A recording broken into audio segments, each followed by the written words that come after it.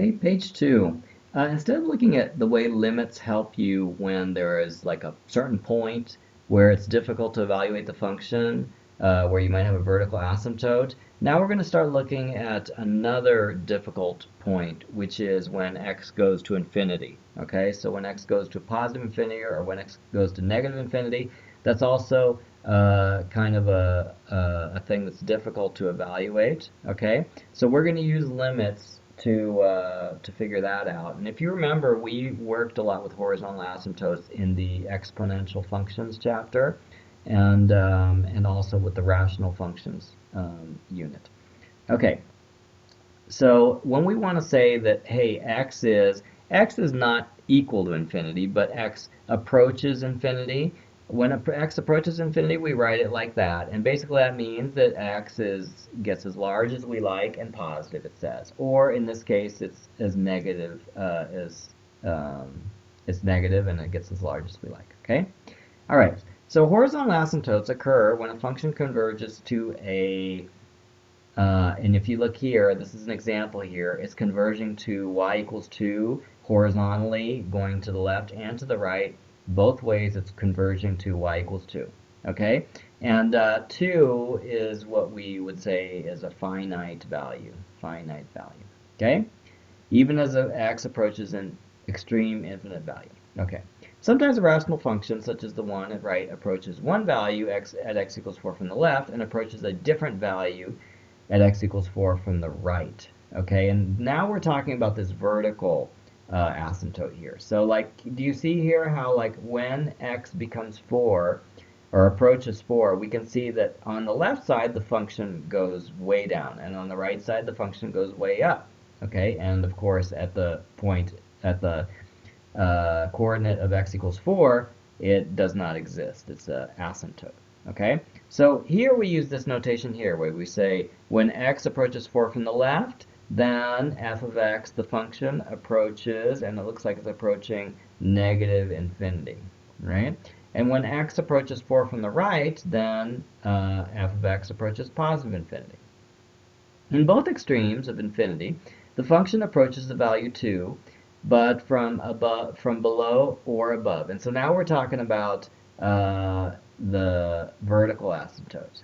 Okay, so here, if we're going left and the right, we're approaching 2 both times. But you see that when we go to the left, which is this case, the function approaches 2 from the bottom. So then we would use this notation here, 2 from the bottom. Okay, and then when x goes to the right, we can see that it approaches 2 from the top. So then we would say 2 plus. Okay? All right. Number 1. For each of the following functions, discuss the behavior near the asymptotes and hence deduce their equations. State the values of these two limits, limit going to the left and limit going to the right. Okay? All right. So let's see. F of x equals 1 of x. When x is 0, that's going to be a problem here, right? Because then we're going to have 1 over 0. Okay, so we are going to have an asymptote. We're going to have a vertical asymptote at x equals 0, right? What about horizontal asymptotes? Are we going to have any horizontal asymptotes?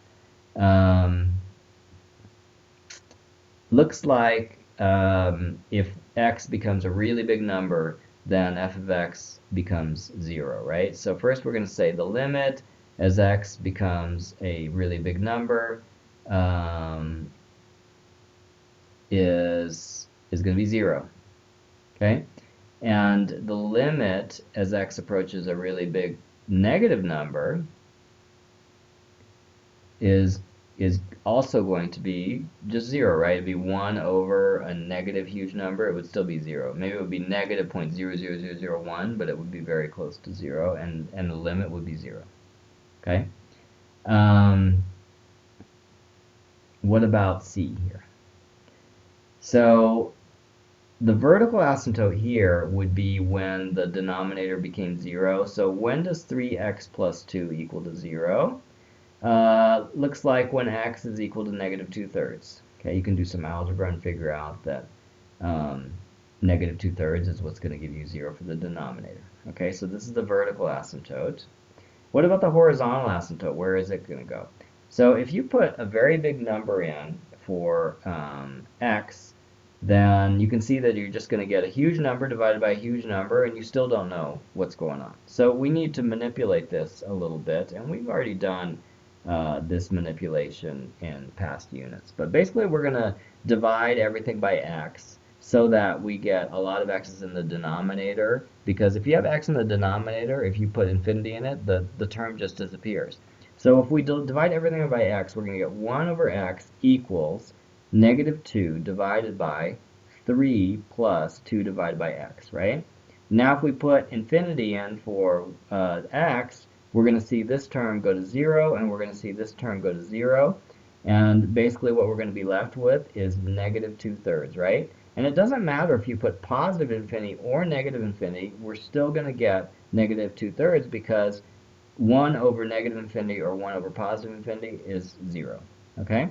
So we can write here that the limit of f of x as x approaches infinity is equal to the limit of f of x as x approaches,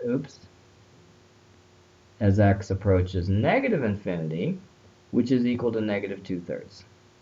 Okay. Next one. So here it's basically a similar thing. You might be confused because now there's an x squared, but now we just divide the numerator and the denominator by x squared. And then so we'll have x squared divided by x squared minus 1 over x squared divided by x squared divided by x squared plus 1 over x squared. So now we're going to replace this with 1 because x squared divided by x squared is just 1. We're going to replace this by 1 because x squared divided by x squared is just 1. And so now we have 1 minus 1 over x squared on top, and then 1 plus 1 over x squared on the bottom. And let's see, is this ever going to be equal to 0 on the bottom? No, because there's no way to make 1 over x squared into a negative number because x squared is always going to be positive, right? So there's no vertical asymptotes. No vertical asymptote to start out with. What about horizontal asymptotes?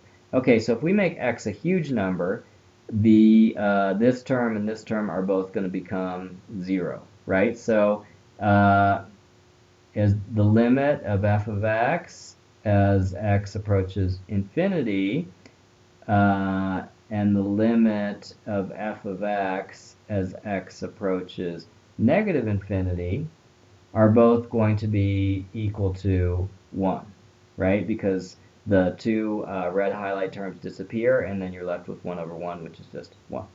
Okay. All right, 2a. Sketch the graph of y equals e to the x minus 6th, and then they ask us something about its limits, okay? And so this is something that we've already graphed many times in previous chapters, okay? So first we're going to draw axes, okay?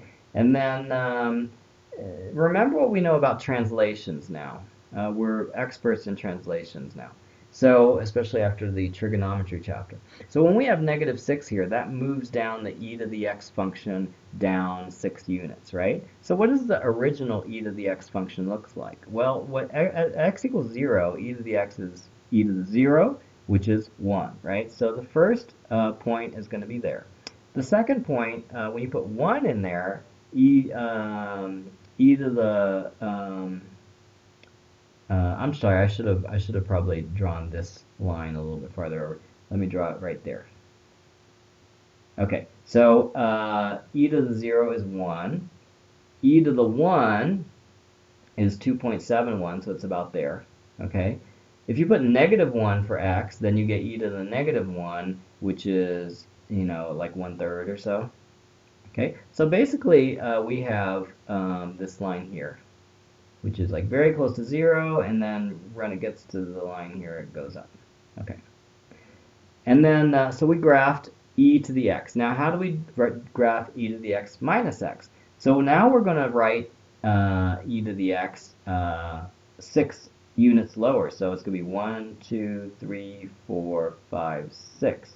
So we're going to draw the same graph here, crosses the axis there, and then here it's going to be like 2.71. Okay, so the green one is the graph actually of e to the x minus 6. It just moves down the blue graph 6 units down. Okay. Now, when you take the limit of e to the x minus 6 to x to the negative infinity, you can see that like it just basically goes very close to this line forever. So this line here is actually negative 6. Okay, so the limit going to the left is negative 6. What about going to the right? So this one is saying, what is the limit of this function as x goes to the right? And you can see that it just grows infinitely high. So they're basically, it's going to be infinity, positive infinity, actually. Okay? And that's it for the second page.